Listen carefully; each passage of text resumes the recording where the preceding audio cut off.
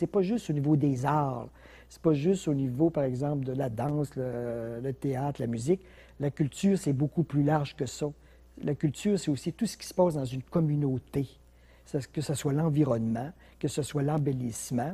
Alors, on essaie, cette commission-là, de développer avec la municipalité des activités ou de développer la communauté au plan culturel. Ça me permet de constater que je vis à l'intérieur d'une municipalité, que je vis avec des gens et que je ne fais pas juste quelqu'un qui consomme des choses, qui aussi crée ou développe des arts, des activités.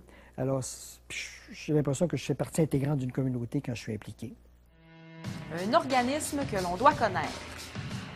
Le comité qui au début s'appelait Papetière, qui aujourd'hui s'appelle le comité complexe intégré, a été formé parce qu'on avait des problématiques justement avec la papetière au début et on s'est rendu compte que c'était peut-être idéal de réunir autour de la même table tous les gens concernés, donc les travailleurs par les syndicats, les gens d'affaires du milieu et les politiciens.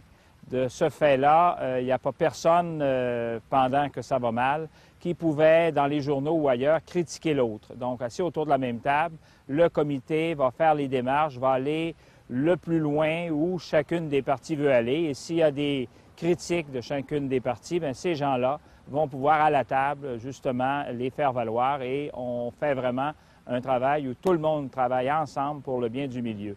Pourquoi comité papetière au début? C'était que la papetière, il y avait une machine de fermer depuis plusieurs mois. Pourquoi complexe intégré? C'est parce qu'on s'est aperçu justement que la scierie, le rabotage, la papetière, Boralex, c'était vraiment tout attaché ensemble.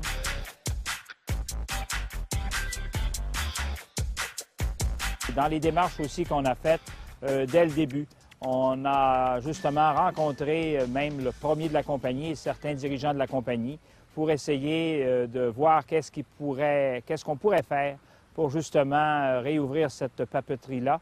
Et il y a eu des décisions qui ont été prises, comme par exemple, les syndicats ont accepté de baisser justement le personnel de l'entreprise de 100 personnes.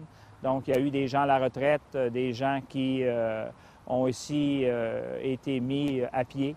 On a, au niveau de la MRC, du CLD, de la municipalité, on a accepté de donner en taxes, si on veut, parce qu'on a baissé l'évaluation des bâtisses. On a donné aussi certains montants en développement économique, donc ce qui représente pour l'année 2008 à peu près un demi-million et pour l'année 2009 à peu près un demi-million.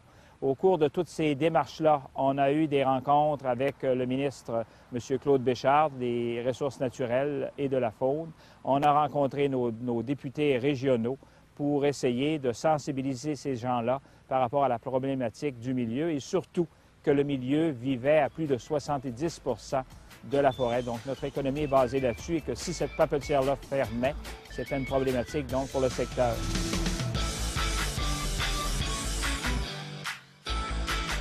Dans les démarches qu'on a faites, pour vous rappeler qu'il y avait des programmes qui avaient été faits pour la sylviculture et on a dit à Mme la ministre qu'il manquait des millions.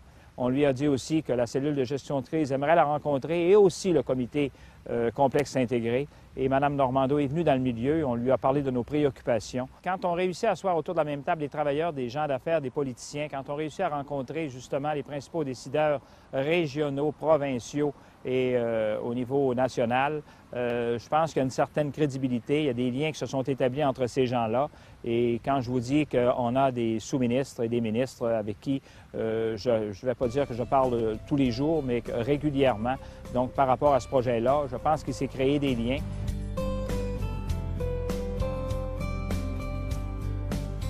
À la lumière de ce qu'on sait, c'est que l'économie ne repartira pas dans les prochains jours, dans les prochains mois. On espère dans l'année qui vient, sinon dans les 2 prochaines années.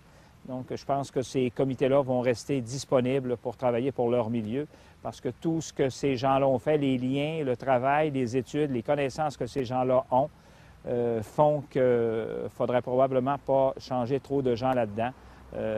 L'expertise de ces gens-là, la compétence de ces gens-là fait qu'en tout cas, en ce moment, on est très écoutés. Profil d'une personne qui a choisi de vivre au lac. Je suis arrivé au lac Saint-Jean il y a une trentaine d'années. Je suis venu un petit peu à l'invitation de la Chambre de commerce de l'époque qui cherchait des dentistes.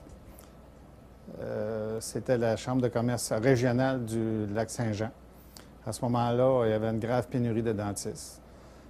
À leur initiative, nous sommes venus à l'époque 5-6 dentistes finissants de l'Université de Montréal. Puis à cette époque-là, la province et même la terre nous étaient offertes comme possibilité pour installer nos pénettes. Puis le hasard, et même après une mûre réflexion, j'ai choisi librement de venir m'installer au Saguenay-Lac-Saint-Jean pour faire carrière ici. À l'époque, j'étais venu peut-être pour 5-6 ans.